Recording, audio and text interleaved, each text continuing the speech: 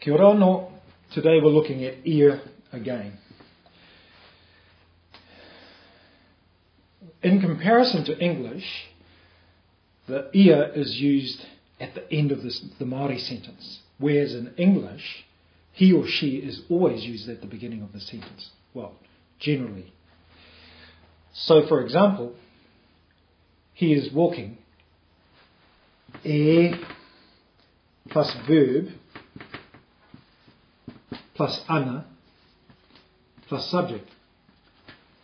In this situation, subject is ia.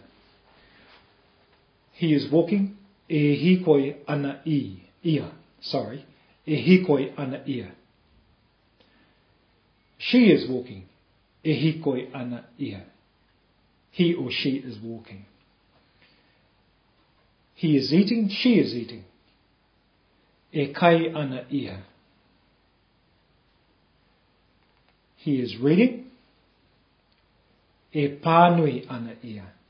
Following that same sentence structure, e plus verb plus ana plus ia. Kia ora.